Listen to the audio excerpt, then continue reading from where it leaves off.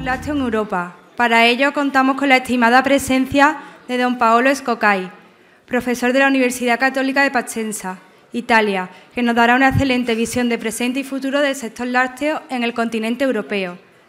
Presenta y modera don Luis Calabozo, director general de FENIL.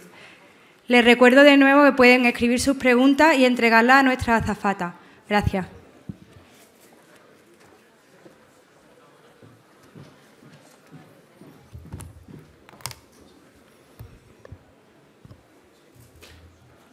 Muchas gracias.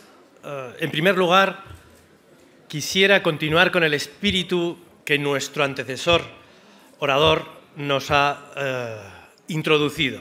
Y la verdad es que es un gran espíritu para introducir un tema como es el futuro del sector lácteo, un sector lácteo sin cuota láctea, que parece que es el símbolo el símbolo en el calendario que nos da la apertura de algo a lo que ya nos afrontábamos.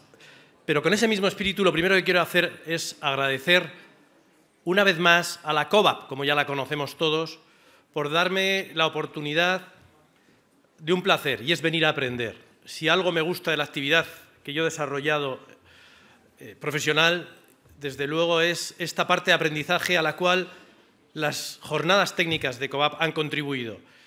Desde luego uno sale con mayores conocimientos y desde luego sale con la energía que aporta la COVAP para afrontar retos. Y es de lo que vamos a hablar hoy, fundamentalmente de retos en esta ponencia y de oportunidades.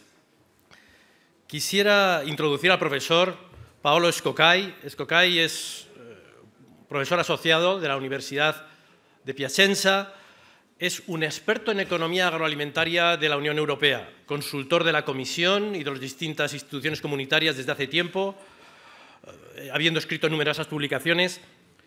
En el sector lácteo en particular, yo he tenido el seguimiento directo a raíz de que ha sido o es uno de los 6 expertos que la Comisión eligió para el informe que sirvió de base para la conferencia sobre el sector lácteo de 2013, que era la conferencia de evaluación de cómo se iba desarrollando la evolución del aterrizaje suave en el sector lácteo. Junto con los profesores Penning y el profesor Thuysen, fueron los 3 expertos encargados de analizar los aspectos de equilibrio y competitividad del sector lácteo después de la finalización del sistema de cuotas, y es justamente en este sentido la oportunidad que nos dará de hablar o de conocer un mundo, unos escenarios que son distintos, pero que en mi opinión presentan grandes oportunidades. Hay que afrontar retos, pero consideramos que nos presenta un mundo en el que pasamos de ser defensivos a ver cómo podemos afectar al medio, al marco regulador con tal de quedarnos como estamos, a un mundo orientado hacia el mercado en el que debemos de ser ofensivos. Y con el espíritu de nuestro antecesor en la ponencia nos ha introducido, presentamos al profesor Scocai. Después creo que tendremos un turno de preguntas, con lo cual, como ha dicho nuestra colaboradora, les ruego que nos lo presenten. Muchas gracias. Presentamos al profesor Paolo Scocai.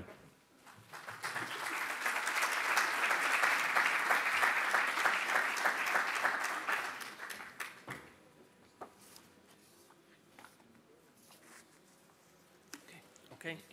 In English. Okay. Thanks a lot to all of you. Thanks a lot especially to COVAP and Tetra Pak who invited me to this conference. Of course, being the Italian in this room we were talking about 10 minutes ago. And de todos estos temas, después del discurso del ponente anterior, es bastante difícil comenzar esta discusión del futuro, bastante más técnica. Espero que sean condescendientes conmigo. Me gustaría tener 5 Bs. Una es boring, que es aburrido en inglés, como saben. No voy a ser tan brillante como el ponente anterior, ya que mi ponencia es más técnica. De todas formas, nuestro moderador ya me ha presentado. No quiero hablar mucho de mí mismo. Es verdad que he estado implicado en este sector y he trabajado con la Comisión A ver si encuentro.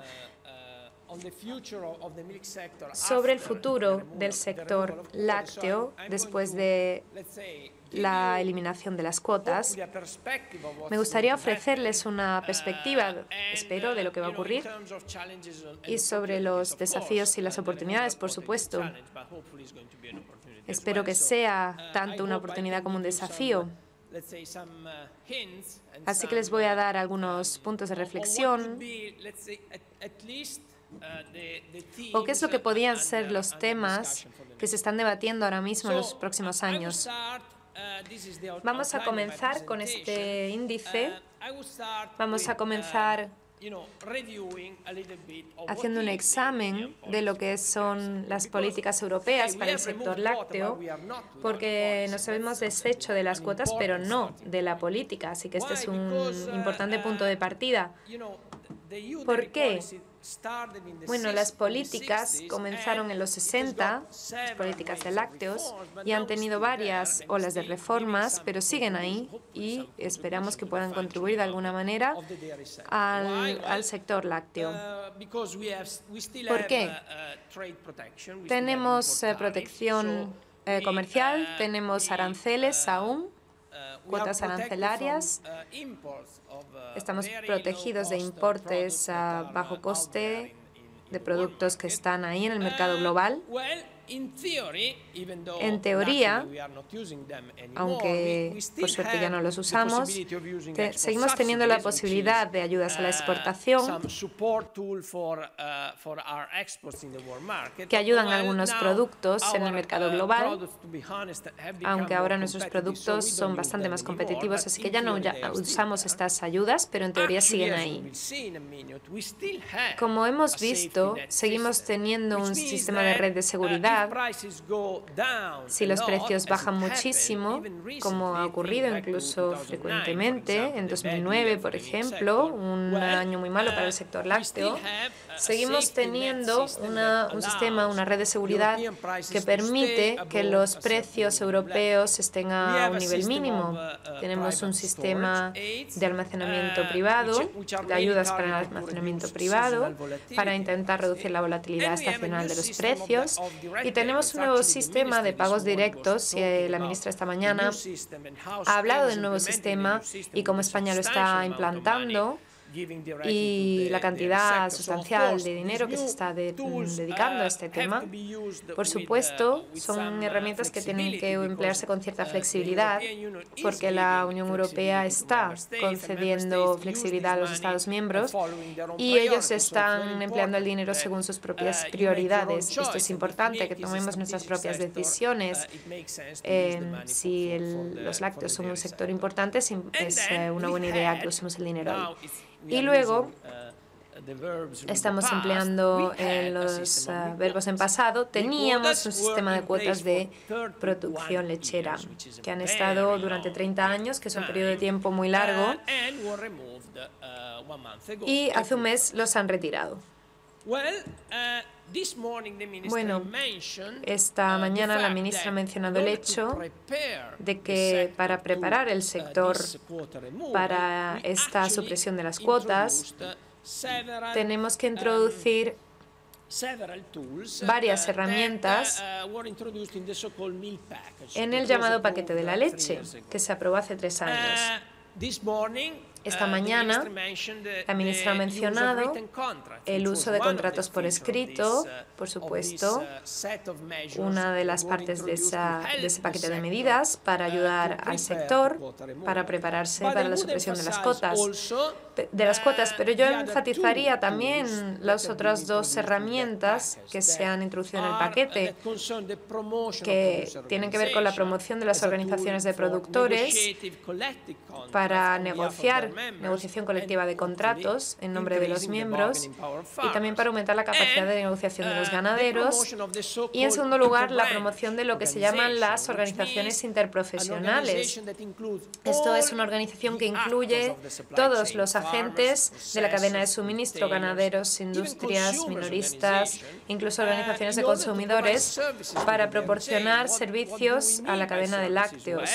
¿Qué decimos por servicios? Análisis de mercado, mercado, actividades de promoción, diseño de contratos marco que tienen que usarse por parte de todos los agentes, etc.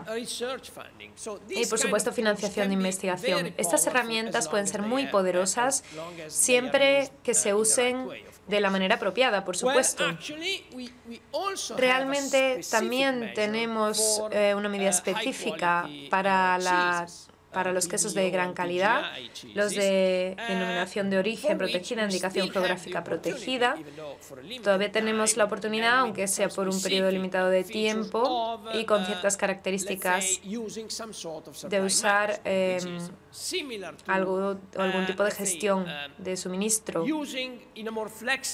Usarlo en una forma más flexible. Esto es como usar cuotas durante un periodo limitado de tiempo para poder ayudar a estos productos de nicho, por ejemplo, los DOP o los IGP, para salir de la temporada de cuota. ¿Cómo se está comportando el mercado? Si tomamos como indicación el nivel de existencias, nuestras prioridades principales en los 80, por ejemplo, podéis mirar.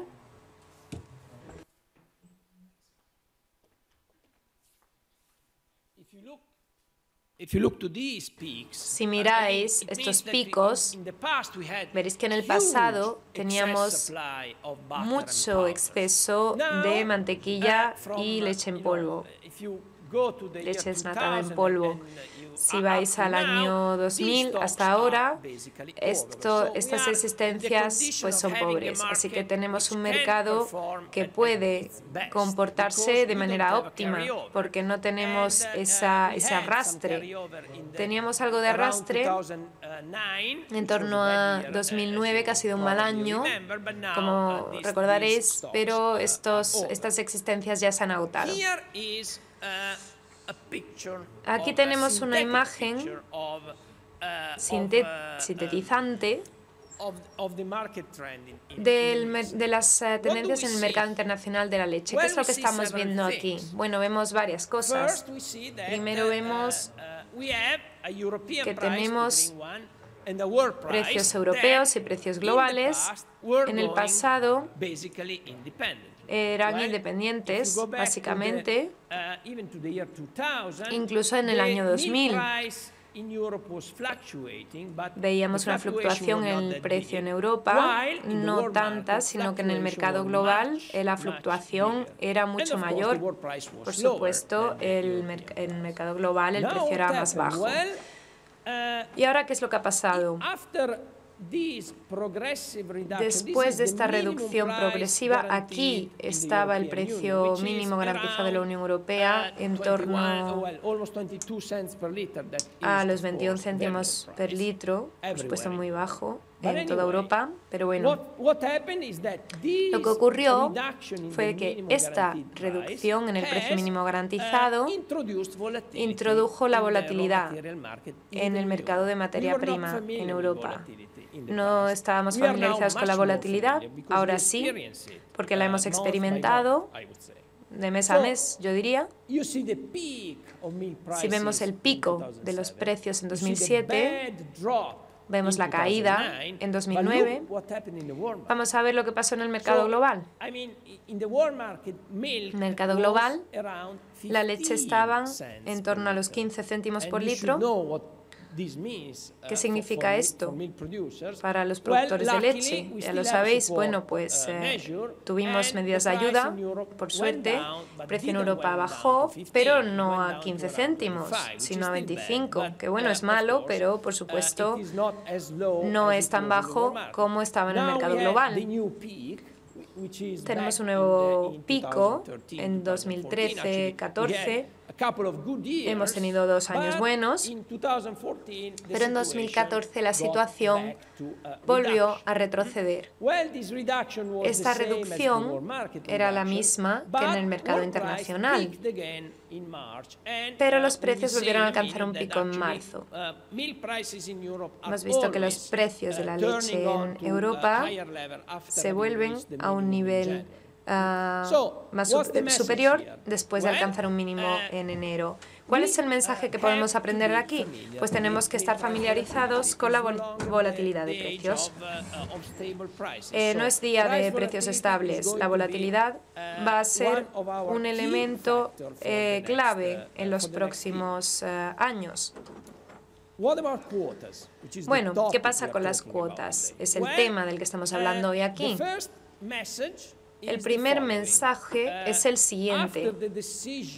Después de la decisión, volvemos al 2009, de subir las cuotas paso a paso, que se realizó en 2008, y vemos ese aterrizaje suave, como lo llamábamos antes, vemos ese aumento año tras año.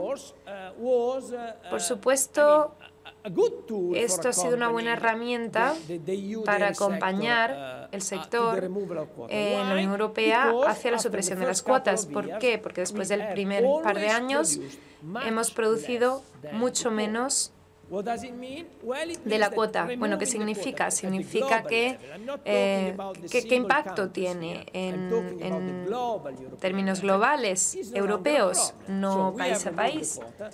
Pues que retiramos la cuota, pero seguimos en el límite europeo que teníamos en los últimos años. Por supuesto, la situación varía de país a país. Es decir, que las cifras de la última campaña de hace un mes no las vamos a examinar, sino la de la campaña anterior. Varios países estaban produciendo más de sus cuotas y teníamos, por supuesto, penalizaciones para ello.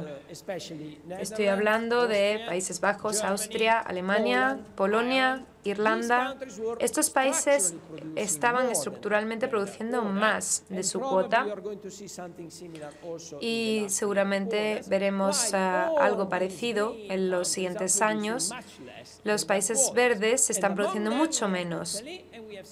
Italia y España están aquí, si los ven, que en 2013-2014 produjeron 2,2% menos de lo que era su cuota España, en este caso España. ¿Cuáles son los pronósticos para el futuro? Bueno, pronosticar es siempre un ejercicio muy difícil, así que tenemos que tomar estas cifras con precaución, por supuesto, pero tenemos que intentar extraer los mensajes de estas cifras. Así que, ¿cuál es la tendencia general a nivel europeo? Podéis ver que esta es la tendencia en la producción en los últimos pocos años, en la línea amarilla. Esta es el nivel de cuota y aquí podéis ver que básicamente la cuota solo para el suministro de leche, no estábamos considerando otros factores. Si veis la tendencia en suministro de leche, veréis la tendencia de la cuota durante muchos años y ahora vamos a estar por debajo de la cuota durante muchos años y el pronóstico actual es que vamos a alcanzar la cuota, el nivel de la cuota antiguo, en torno al 2017. Es decir, que va a haber un aumento de la producción en Europa, pero muy despacio, no va a ser explosivo. Hay gente que está esperando una explosión en el sector lácteo, es muy improbable. Lo que va a ocurrir es un aumento gradual que va a tener lugar poco a poco y va a alcanzar el nivel de cuota del 2014, del año pasado, dentro de 3 años. Pero este cambio va a ser muy gradual. ¿Cómo vamos a producir esta leche? Bueno, estamos seguros de que se está produciendo con el mismo número de vacas, es decir, que la productividad va a aumentar. Las barras azules son el número de vacas. El número de vacas lecheras va a mantenerse más o menos estable, incluso aunque estemos produciendo más. Es decir, que estamos esperando un nivel mayor de productividad en las vacas, de lo que hemos mencionado hace unos minutos. ¿Qué pasa con los Estados miembros de manera individual? Esto no todo el mundo lo comparte porque entrar en detalle en cada uno de los países es muy difícil. Y por supuesto, los resultados que veis ahí se refieren a la asunción de que las cifras son un poco inferiores. La fuente de este pronóstico es el nivel actual de costes de producción en toda Europa. Hay países que son más competitivos a nivel de costes y hay países, típicamente los mediterráneos, donde los gastos, los costes son mayores y la competitividad de los productores pues se considera que es menor. Estos países son Italia y España, que han aumentado la producción en los últimos 10 años.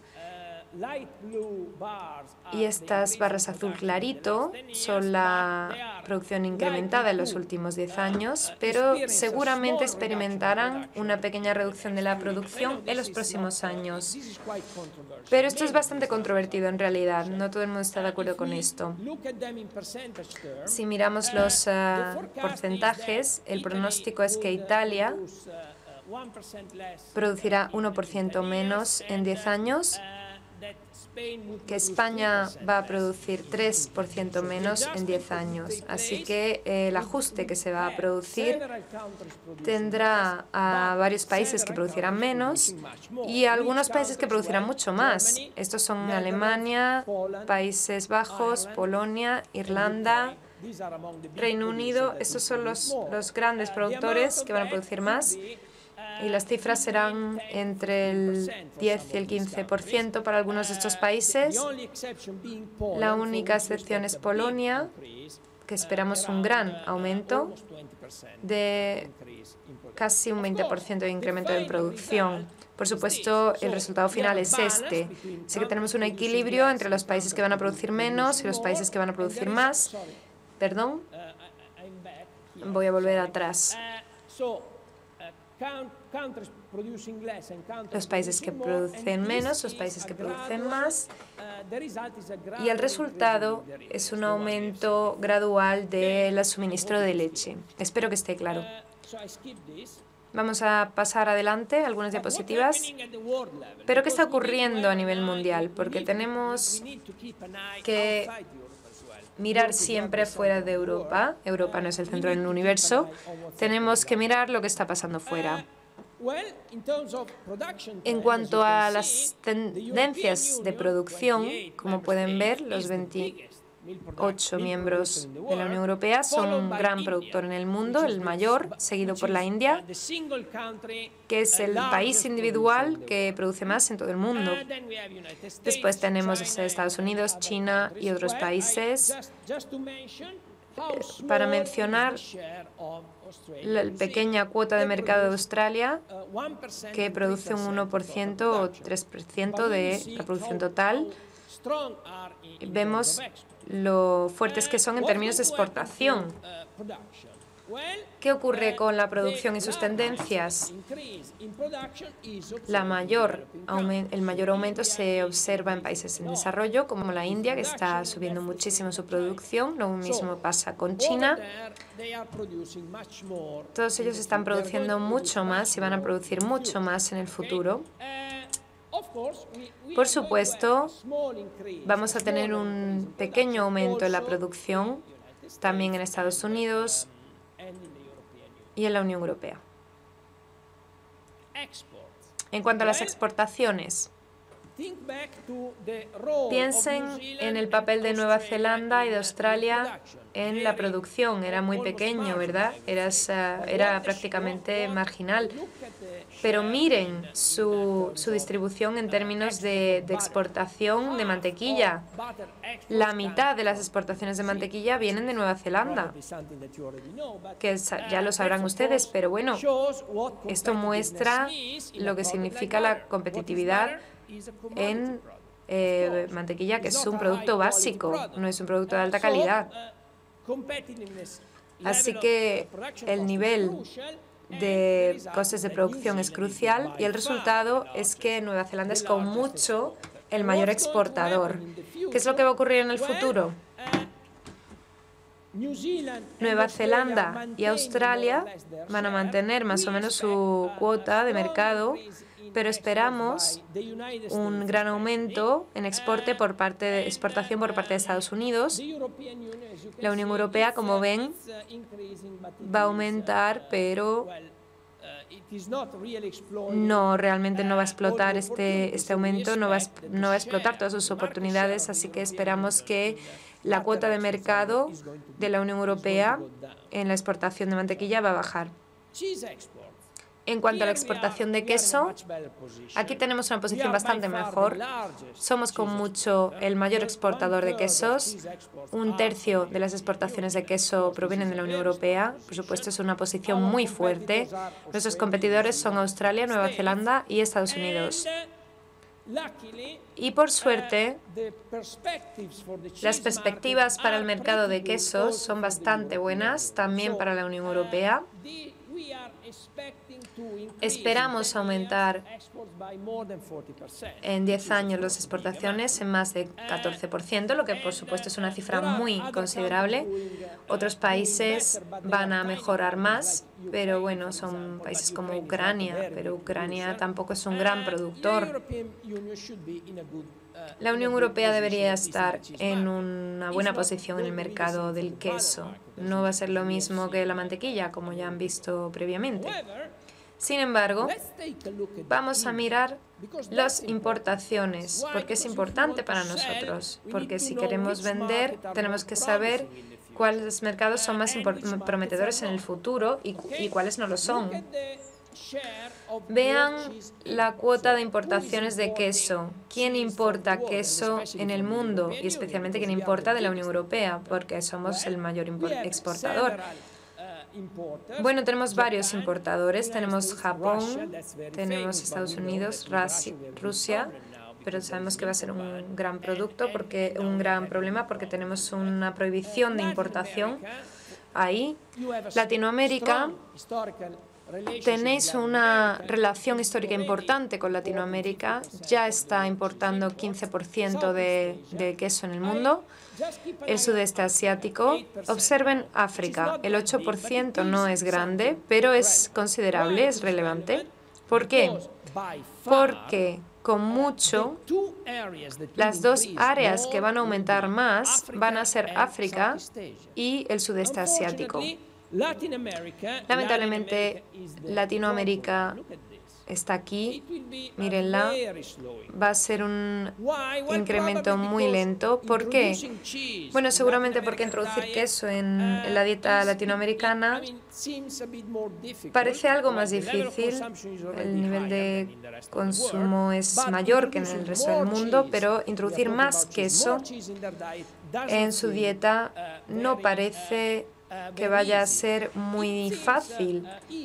Parece más fácil conseguir una mejor cuota de mercado en el sudeste asiático y en África. África es el mercado que más va a crecer y la cuota, que es ahora el 8%, probablemente se convierta en un 12 o 13% de aquí a 10 años. Así que va a ser el mercado más prometedor, con mucho.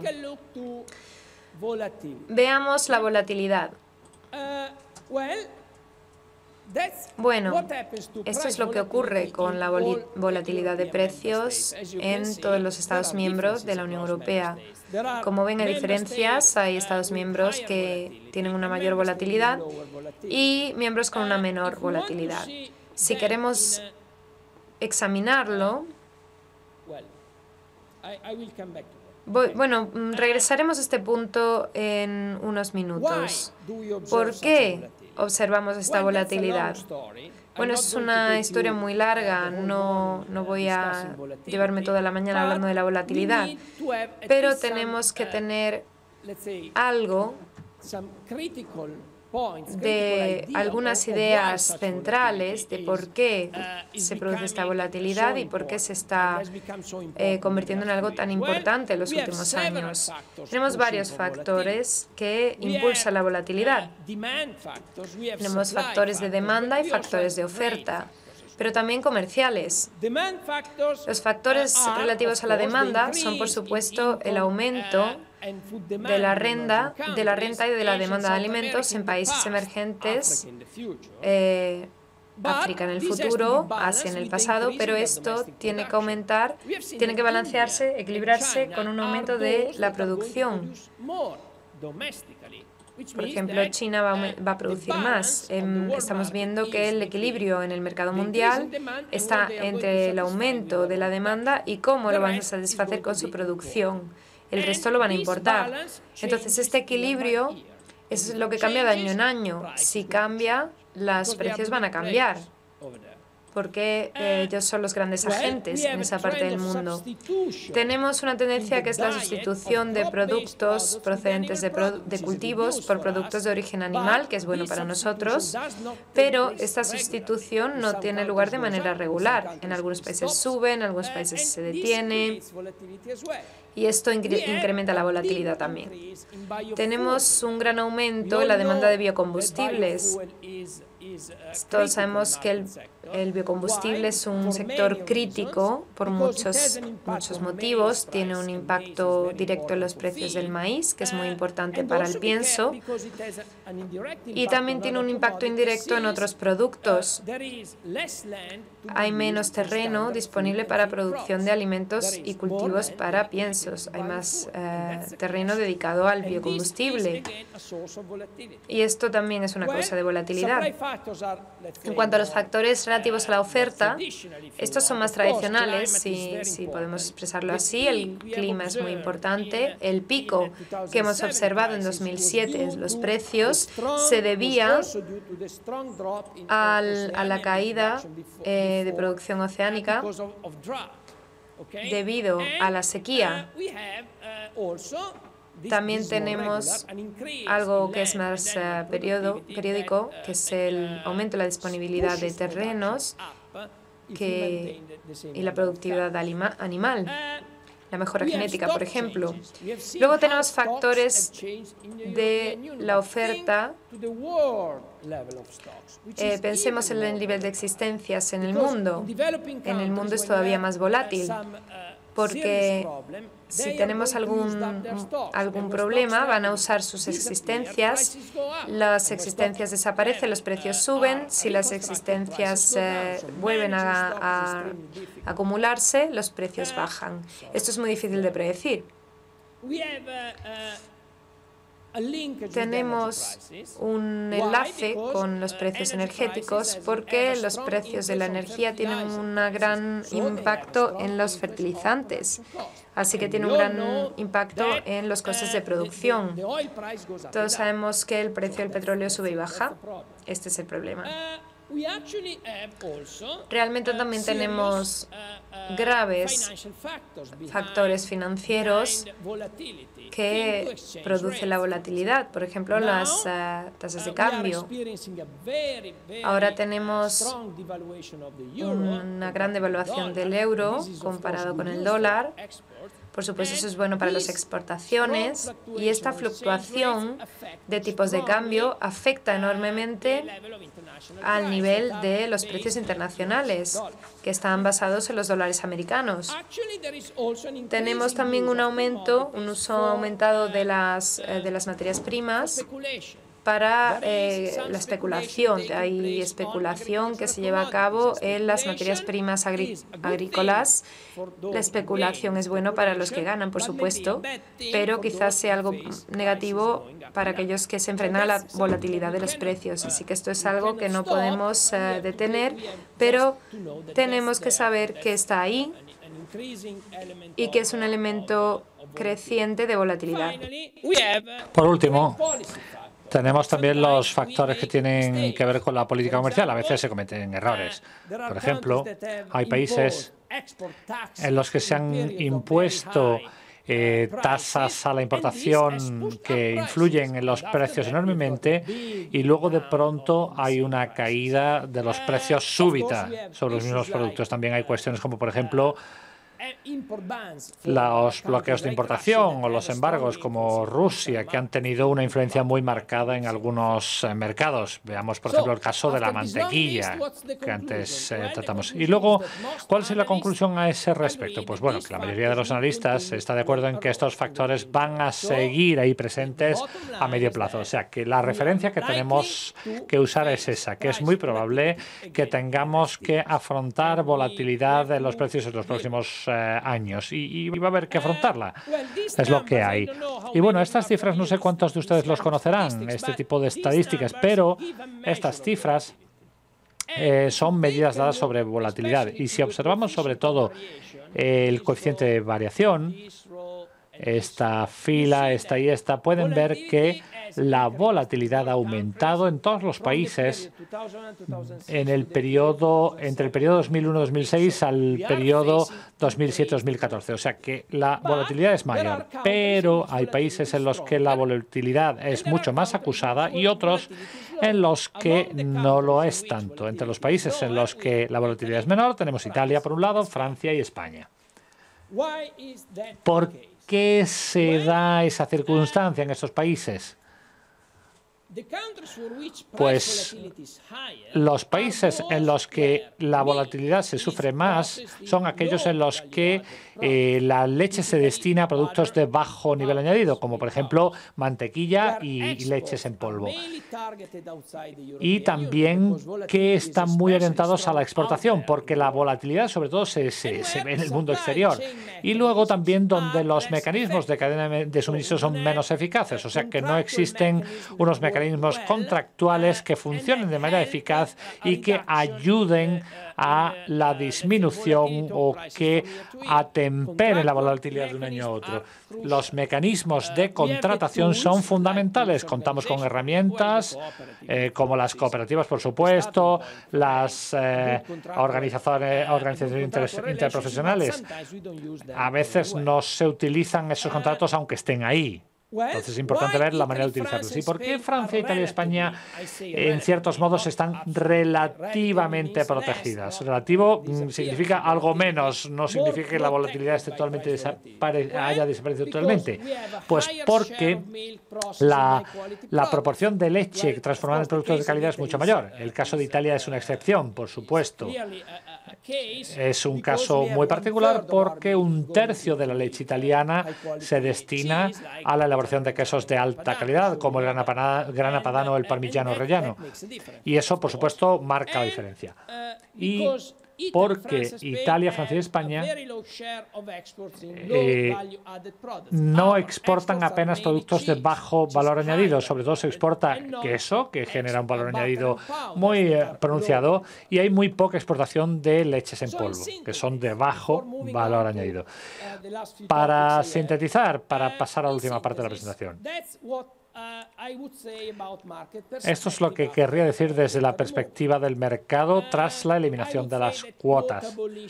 La abolición de las cuotas debería no influir demasiado en el equilibrio del mercado europeo, pero algunos Estados miembros van a aumentar su producción, por ejemplo, Países Bajos, Alemania, Austria, Polonia e Irlanda serían los actores principales en este caso. Pero tendría que decir también que esa redistribución territorial va a ser marginal. Por supuesto que va a haber algunos que produzcan menos, pero estos cambios no van a ser muy acentuados, no lo van a ser.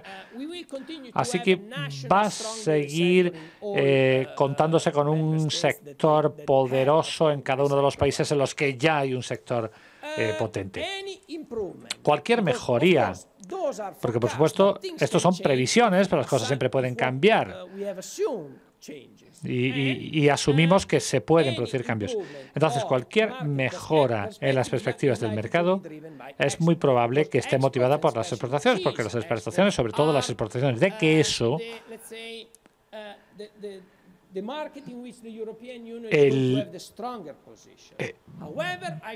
se van a beneficiar de una buena posición de la Unión Europea en el mercado internacional. Pero a nivel de la Unión Europea, no estoy hablando únicamente de España, sino a nivel de la Unión Europea, vamos a ir progresando muy lentamente a que se ajuste la combinación. Estamos produciendo demasiada mantequilla, demasiada leche en polvo y probablemente se debería producir más queso, porque el queso ofrece mejores oportunidades. Pero es difícil cambiar la distribución, el mix de productos por país. Como ya he dicho varias veces, la volatilidad va a ser un factor crucial, disculpen si me repito, y tenemos que ser sinceros. La cuestión de la volatilidad en el precio es fundamental, es crítica para los ganaderos. ¿Por qué? Porque se enfrentan a volatilidad tanto en cuanto a los ingresos que perciben en los precios de la leche, pero también en términos de costes, porque los precios de los piensos sufren la misma volatilidad, y si se produce algún desequilibrio entre precios de entrada y salida, se van a producir muchos cambios también. A veces han bajado los precios del pienso más lentamente que los precios de la leche, los precios pagados por litro de leche, y eso crea desequilibrios en la cuenta de resultados del ganadero. Y bueno, quería dar un vistazo muy rápido al asunto del precio, de por qué varía entre países, porque de hecho es así. Los niveles preciarios son distintos entre países y diría que la causa principal de esas diferencias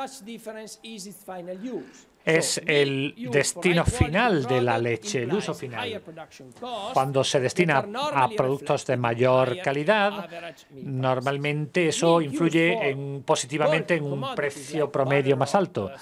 En mantequilla y leche en polvo son productos normalmente baratos y no debería sorprendernos que el precio de la leche sea bajo. Y la volatilidad en el precio, por supuesto, tiene que ver con las tendencias internacionales. Y, por supuesto, es fundamental el contrato. La relación contractual es fundamental para que ello se traduzca en diferencias de precios entre países. Si en el caso en el que hay contratos marco, en los casos en los que han funcionado, conozco bastante bien el caso de Países Bajos y Francia, y también el de Italia. Cuando funcionan bien, como en Francia y Países Bajos, las cosas van bien. En Italia no han funcionado tan bien. Si las asociaciones de productores y las asociaciones de fabricantes, las relaciones son buenas, las cosas suelen ir mejor.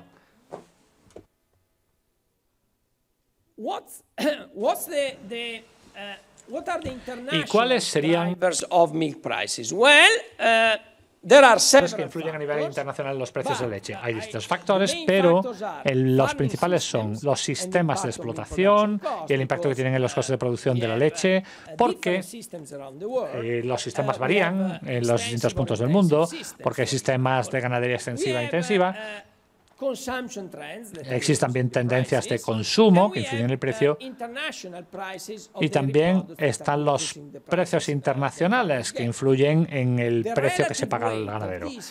El peso relativo de estos factores va a variar por país. Cada factor tiene mayor o menor peso en Italia, en Francia, en España. Y, por ejemplo, el precio de la leche en Nueva Zelanda sobre todo se vincula con los precios internacionales, porque Nueva Zelanda es un país exportador, exporta una enorme porción de su producción. El precio de la leche en países en vía de desarrollo, como China e India, tiene que ver con el consumo. Si consumen más, el precio sube. En los países europeos, el factor que más influye serían los costes de producción, los factores de la demanda y luego, por otro lado, la competencia a nivel internacional, porque el consumo es bastante estable. Somos países desarrollados en los que el consumo de los productos lácteos es ya muy elevado y muy consolidado, así que no se puede esperar un gran aumento de consumo de queso, por ejemplo, en nuestros países. Y por eso es por lo que el mercado exportador es tan tan importante para Europa. También incluso para la subida de los precios de la leche doméstica. O sea que la exportación va a afectar al precio pagado del productor en el propio país.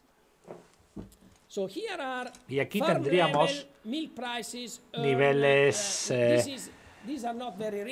por granja, y disculpen que los datos no son muy recientes, porque los datos procedentes de las exportaciones suelen llegar bastante tarde. Y ahí veríamos la variabilidad de precios entre países, una comparativa. Querría mostrarles. Querría sí dedicar un poquito de más tiempo a la cuestión del coste, porque creo que es el aspecto fundamental. Lo que pueden ver aquí es que en algunos países los precios son mucho más altos. Ahí tenemos Italia, y los precios son mucho más altos porque se destina mucha de la leche al queso. España sería este, que está ahí como en la media, que está más equilibrado respecto a otros países, porque, bueno, como les decía, Italia está en una liga diferente, por decirlo así. Vamos a echar otro vistazo más a los costes de producción y luego ya dejaremos espacio para preguntas. Los costes de producción de la leche también son bastante distintos entre países. Hay unas diferencias muy grandes, muy marcadas en los costes de producción. ¿Por qué? Por algunos de los elementos que ya he mencionado. Por el uso final de la leche, la leche utilizada para quesos de denominación de origen supone un mayor coste de producción, el tipo de producción, si es ganadería intensiva o extensiva, las diferencias en el coste de mano de obra y en el capital, en el coste de inversión. Sobre todo, los precios del suelo son tremendamente influyentes en países en los que el precio de la tierra es muy alto, como en Países Bajos, el coste de producción, por supuesto, sube muchísimo. Y las diferencias en el nivel de deuda, de endeudamiento de las explotaciones. En este caso, los países mediterráneos normalmente tienen un nivel de endeudamiento mucho menor en comparación con los países del norte de Europa y, por supuesto, también el tamaño.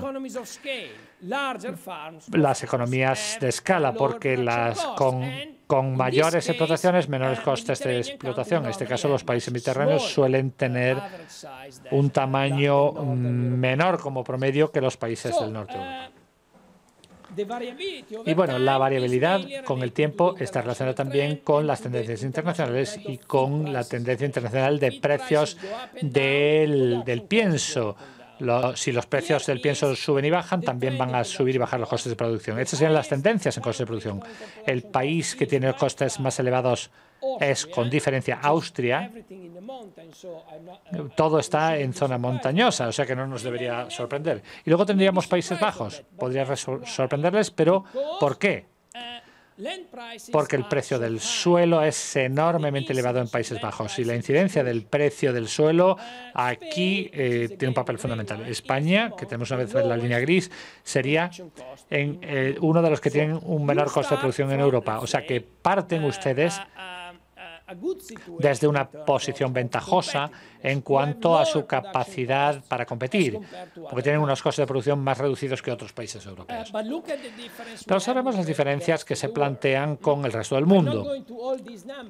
No voy a determinar cada una de las cifras, pero en la Europa de los 15, o sea, los antiguos Estados miembros, vamos de entre 300 euros por tonelada, que es más o menos el coste de producción promedio en España, a 680, que sería la cifra correspondiente a Finlandia. Por supuesto, en los Estados miembros más recientes, los países del este de Europa, el coste es menor, pero no hay una diferencia tan marcada.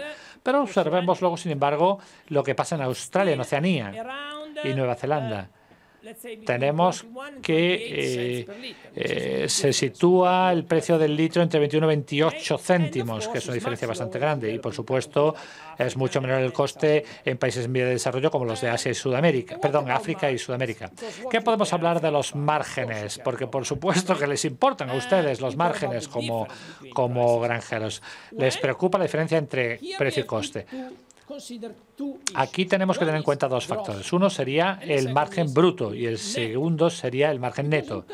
Porque en cuanto a margen bruto, o sea, cubrir los costes variables, los gastos variables, pues todos los granjeros europeos están bien situados porque todos suelen como promedio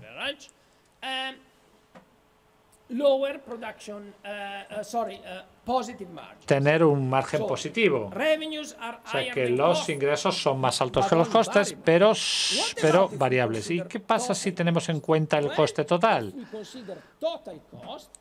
Pues en ese caso tenemos este margen económico neto y aquí pueden ver que solo España e Italia se sitúan sobre cero. Y de hecho, España estaba sobre cero hasta el 2009 y ahora, durante un par de años, ha estado por debajo de cero y luego de nuevo subió en los siguientes 2 años. Italia se ha visto con un margen positivo promedio, como contando el conjunto de explotaciones del país durante todo el periodo, pero en los estados, los países del norte, el margen neto es negativo, incluso en los años buenos. O sea que el promedio, el agricultor, el ganadero promedio pierde dinero a la hora de producir leche. Y, por supuesto, eso no son buenas noticias.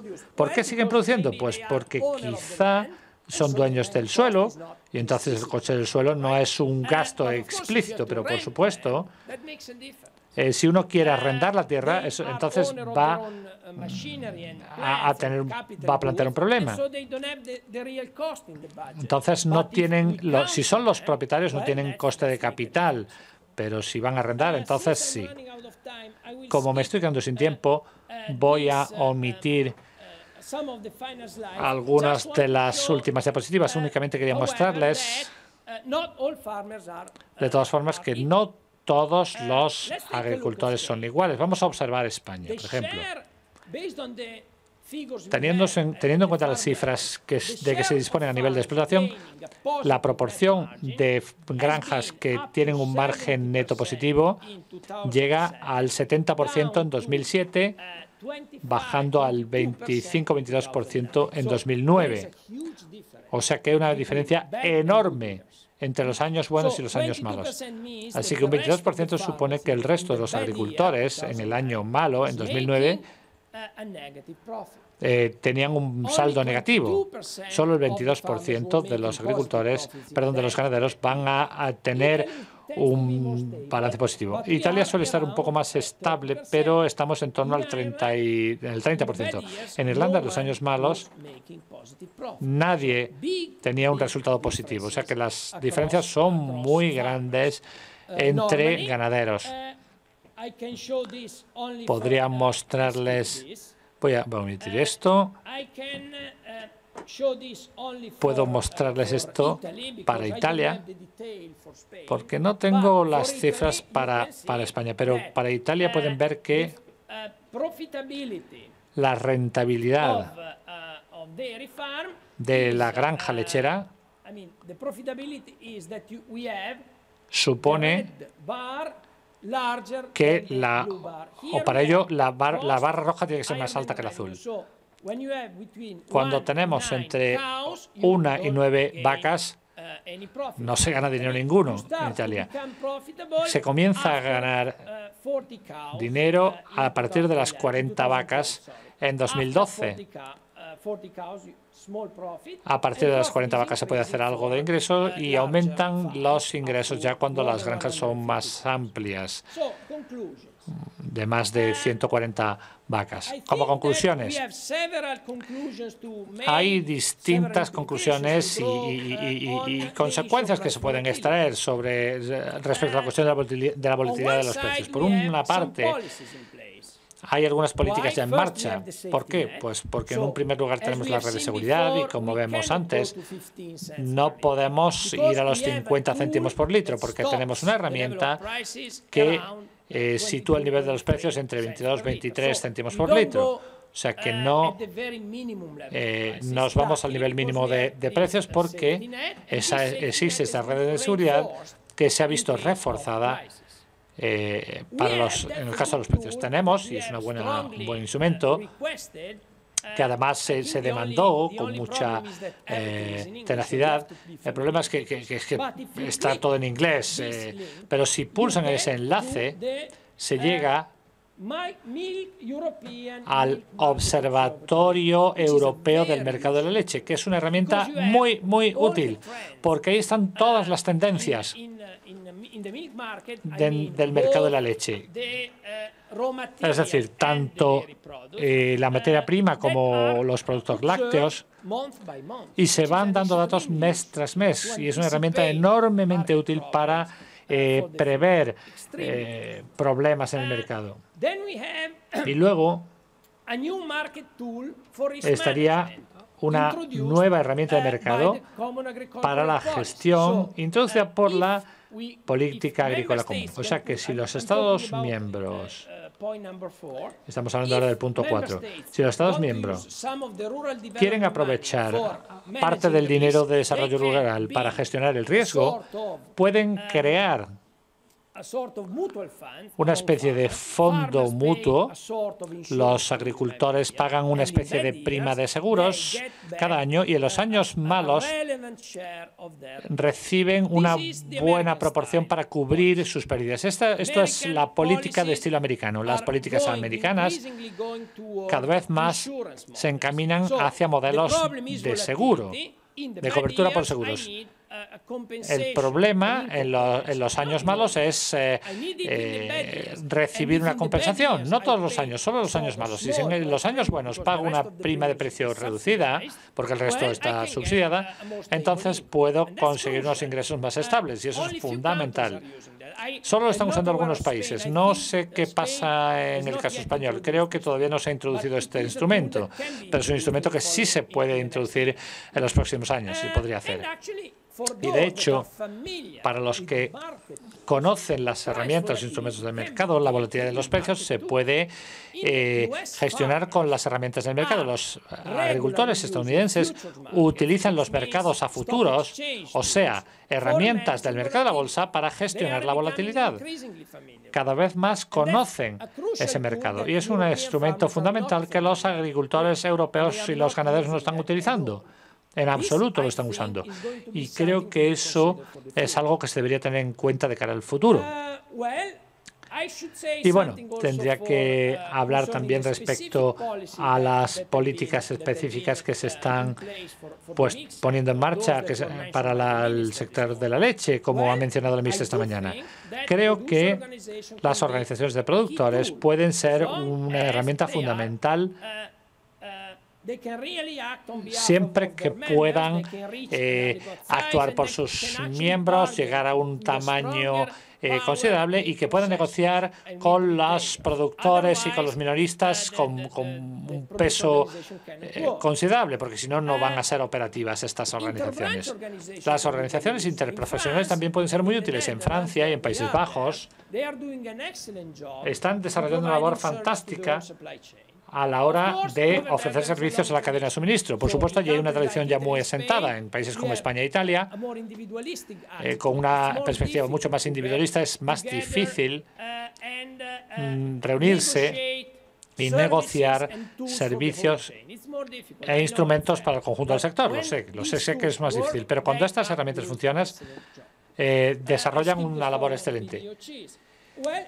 Y voy a omitir la cuestión de la historia de los quesos de denominación de origen. Y la última diapositiva.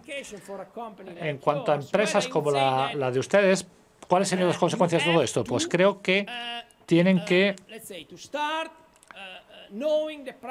comenzar por reconocer que la volatilidad en los precios va a estar ahí, va a ser un elemento fundamental. Y hay que adoptar los instrumentos mejores que estén disponibles para afrontar esa volatilidad. Eso es lo principal. También plantearía que el futuro está orientado a los países de alto valor añadido, porque el coste en Europa de producción sigue siendo más alto que el del resto del mundo. No podemos competir en mantequilla con Nueva Zelanda, eso está clarísimo. Así que si queremos afrontar el mercado exportador, tendremos que hacerlo con el queso en general y con productos de alto valor añadido, en los cuales somos expertos. Tenemos que centrarnos en mercados de exportación con tendencias más prometedoras. Todos conocemos Asia, el caso de Asia. No va a ser nuevo en absoluto para ustedes, pero créanme, África va a ser uno de los mercados esenciales de cara al futuro. Por supuesto, eso no significa que tengamos que olvidarnos de Europa. Europa es un gran mercado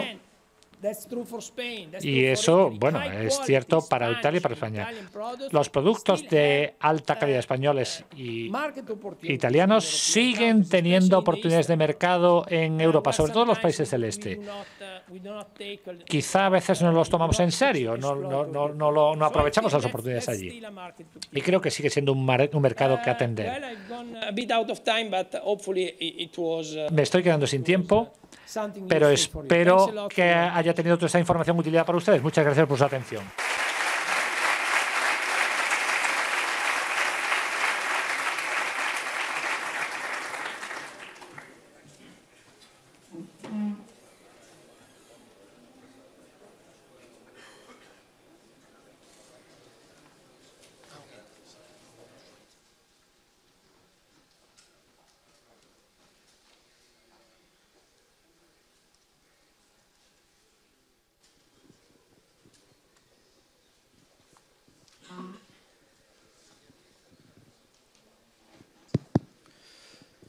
Bueno, muchísimas gracias, profesor Escocay.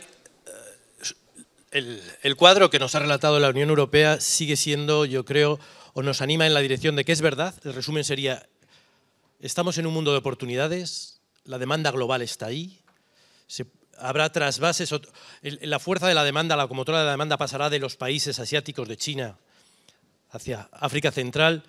Y en este escenario de demanda, ¿cuáles son? Vemos que hay una oportunidad de cara a los mercados exteriores. La oportunidad para países como España es, por una parte, que la leche, incluso nuestros competidores vecinos, tiene oportunidades en estos mercados exteriores. Luego también habrá quizás mejores posibilidades de competir en nuestro propio mercado, además de aprovechar las oportunidades en los mercados exteriores. Yo querría empezar, antes de entrar en alguna de las cuestiones concretas, un poco por bajar al escenario español dentro de la presentación que nos ha hecho. La verdad es que siempre existe el debate de las previsiones para un país como España de producción en un mundo sin cuotas. Yo creo, y es una opinión particular, que a veces buscando, digamos, casi una reivindicación o de un mantenimiento del marco o de quizás no enfrentarnos en una posición más ofensiva a un futuro sin cuotas, hemos transmitido el mensaje, a veces se ha transmitido el mensaje de que la producción en España en un mundo sin cuotas iba a reducirse, iba a tener menos viabilidad. Pero sin embargo estamos viendo, sobre todo si la variable en la que se basaba para hacer esas predicciones son los costes de producción, bueno, estamos a niveles similares de costes de producción, tanto en coste, digamos, en márgenes brutos como en márgenes netos. Luego habría, es decir, yo creo que del mensaje que vemos es que efectivamente hay un mundo de oportunidades, los costes relativos de producir leche en Europa pues bueno, van a ser más competitivas, quizás no tanto por mejora de posibilidades de costes en el norte de Europa, sino todavía tenemos posibilidades en el sur de Europa de mejorar costes y además yo creo que el resto del mundo, la evolución de sus costes mejorará la competitividad porque tenderán a aumentar también, tendrán a aproximarse en algunas zonas que ya están llegando a sus límites de extensividad, como Oceanía. Luego, vemos desde el punto de vista de oportunidades, eso sí, hay que gestionar la volatilidad. Y gestionar la volatilidad en este mundo es una volatilidad, según su presentación, es volatilidad de precios, hay volatilidad de costes y, en definitiva, esto implicará que hay volatilidad de producciones porque las decisiones de producir o de acelerar o desacelerar en producción dependerán de estos márgenes. Estamos en momentos del ciclo en los que a veces podría parecer que este mundo de oportunidades no existe. No, yo creo que nos estamos enfrentando a algo que tendremos que enfrentarnos en el futuro, como usted ha dicho, profesor. Y ante esas perspectivas de gestionar la volatilidad, usted ha hablado de distintos mecanismos.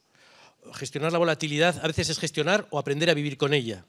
Quizás una de las ideas sería, aprender a vivir con ella, sería imputar los peores resultados de un momento bajo del ciclo a los mejores resultados de un momento, del momento del ciclo. Eso quiere decir que a veces que hay que imputar resultados a más de un ciclo económico, a más de un ciclo financiero, sino que hay que ir teniendo en cuenta la posibilidad de tratar de gestionar tanto industria como producción, más que una gestión financiera, una gestión estratégica de rentabilidad a medio plazo.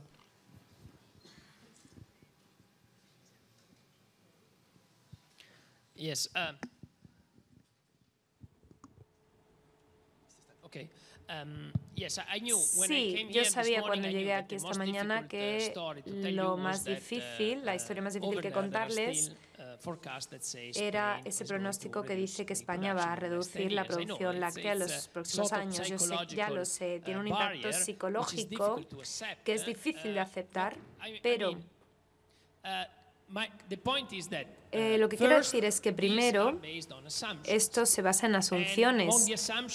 Entre las asunciones, por supuesto, tenemos algunas informaciones sobre competitividad relativa de las granjas. He participado en la construcción del modelo matemático que ha resultado en estos pronósticos. Yo sé que el nivel de costes es vital y la distribución es vital también. Lo que está moviendo este pronóstico para España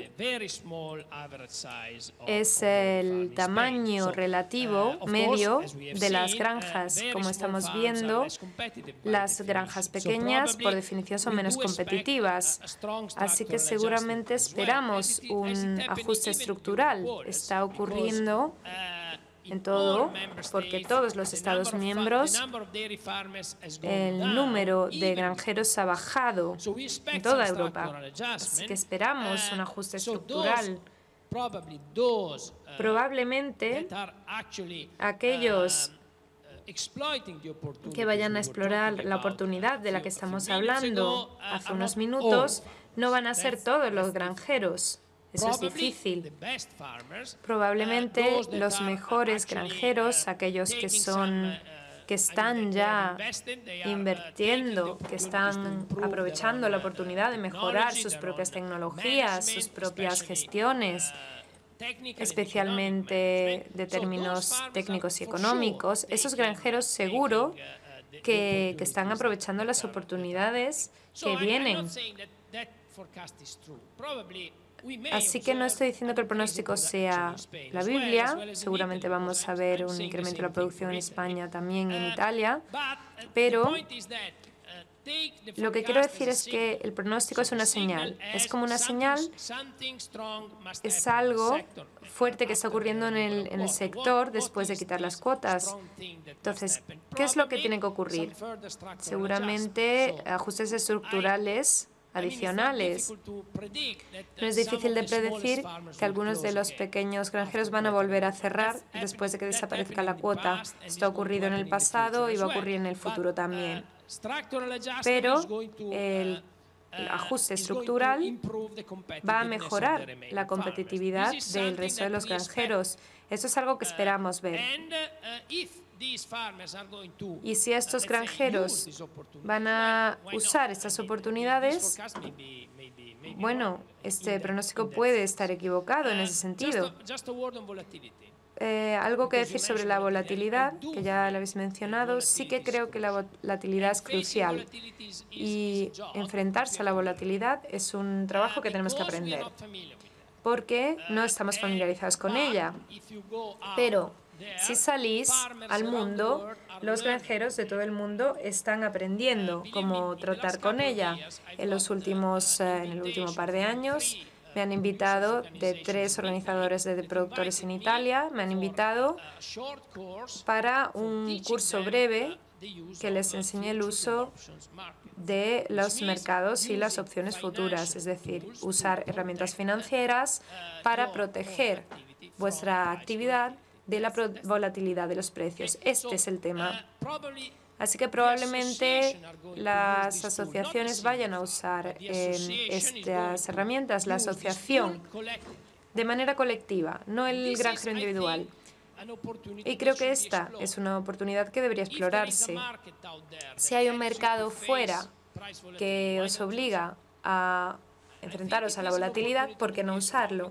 Yo creo que es una oportunidad de ser listos porque en todo el mundo se están usando esta oportunidad. Gracias, profesor. La verdad es que la primera parte de la respuesta me permite introducir una pregunta siguiendo el mismo razonamiento. La verdad es que hemos visto que hay un cierto límite al trasvase de producciones entre Estados miembros por los distintos límites y distintas dificultades que aquellos grandes productores ya están llegando a su límite. Pero, y esto tiene que ver un poco con lo que su exposición, que hay diferencias de futuro entre un tipo de explotaciones y otros. La verdad es que, ¿qué opina usted qué piensa de si existirá trasvase de producciones dentro de un Estado miembro? Hasta ahora la cuota fijaba las producciones, la cuota láctea. ¿Qué piensa usted? ¿Puede haber más trasvase, si no lo va a haber entre Estados miembros, entre zonas de producción de un mismo país? Nosotros estamos viviéndolo ahora en España.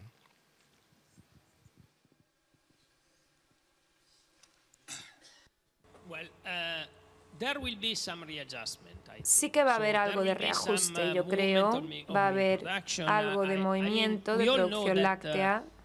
Todos los estudios de los últimos 10 años decían que Países Bajos iba a producir 10 o 15% más de leche que su cuota. Esto va a ocurrir en un par de años seguro, porque hay un alto potencial, porque la leche es agricultura en Países Bajos, es todo el sector más o menos, no es una parte del sector, excepto la producción de flores y algunas frutas y verduras. Es tan crucial la producción láctea en este país que los granjeros se han anticipado la inversión necesaria para aumentar la producción, así que sí que esperamos que algo de la producción láctea se mueva desde países más débiles a países como Países Bajos o incluso al norte de Alemania. El norte de Alemania va a tener seguramente un aumento de la producción, pero estos movimientos no van a cambiar tanto la imagen. El tamaño del cambio va a ser solo en algunos países. Aquellos que estén reduciendo su productividad va a ser por poco. Esto es lo que esperamos. La producción láctea en Europa no está dirigida a producir leche en polvo, sino podríais hacer todo en un solo país. Pero mientras sigamos diversificando esta producción láctea en Europa, sobre todo en el sur de Europa, se pueden producir varios quesos solo en España. Esto también aplica a Italia. Así que esta división territorial, estas características territoriales que van a mantener seguramente los niveles de producción, incluso en aquellos países que vayan a cambiar, porque algunos cambios va a haber. No será muy fuerte. Gracias. Una última pregunta que tiene que ver con un mensaje, yo quiero decir. Ante los nuevos escenarios hay distintas estrategias. Lo que parece claro es que la estrategia es adaptarse siempre, un cambio continuo y actuar sobre aquello que puedes actuar. En este caso, hemos visto que los precios es un dato. Nos movemos igual que todo el mundo, nos movemos en Europa prácticamente igual. Algo podemos hacer para diferenciarnos, pero en este mundo en estas condiciones, en que actuar en aquello que puedes afectar, estos son los costes, quizás la regulación de los ritmos de producción, costes y dimensión. ¿cuál sería el mensaje? ¿Es un sector que puede atraer jóvenes, personas y capitales? Si es así en Europa, ¿cuál sería la carta que deberíamos de escribir para facilitar este acceso, esta atracción de jóvenes, de personas y de capitales?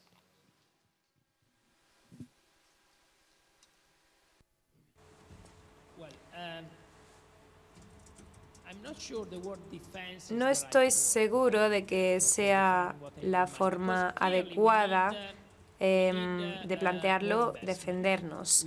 Creo que necesitamos más inversión, necesitamos cambio por inversión en diversos niveles, en la cadena de suministro entera, no solo los granjeros, también los procesos. Muchas explotaciones de proceso en Europa necesitan mejoras y necesitan cambio. Así que necesitamos inversión, desde luego. ¿Cómo podemos ser atractivos para los inversores? Es la cuestión. Pues creo que debería ser atractivo. Creo que ya se ha creado un mensaje esta mañana al respecto en uno de los discursos del señor Emilio de León. Yo creo que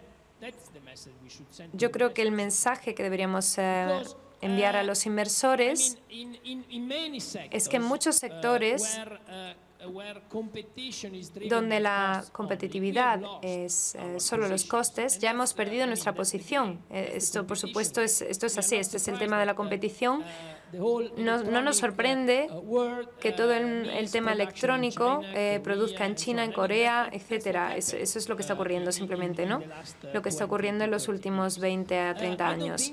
No creo que esto vaya a ocurrir en el sector de los lácteos, porque tenemos algo distintivo en el sector de los lácteos y por eso invertir en la industria de los alimentos europea en general significa invertir en un sector que tiene potencial, que es una demanda creciente de alimentos en el mundo. Este es el punto central. El aumento de la demanda de alimentos y de gran calidad, especialmente alimentos de gran calidad. Este es el segmento en el que nosotros tenemos una ventaja comparativa. No las comodidades a granel básicas.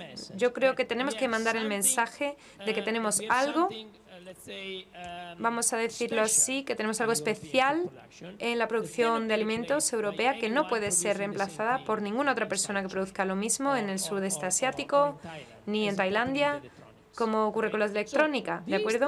Entonces, estas son las cosas que deberían mandar nuestro mensaje a los inversores, incluso a los bancos que proporcionan créditos. Este es el punto central, en mi opinión. Nos quedamos con esta última frase. La verdad es que es un sector de oportunidades y somos nosotros los que tenemos que afrontar los retos y afrontarlos con iniciativa. Yo creo que estamos en la sede de unos pioneros, de unos líderes en afrontar los retos con iniciativa. Muchas gracias por su presencia.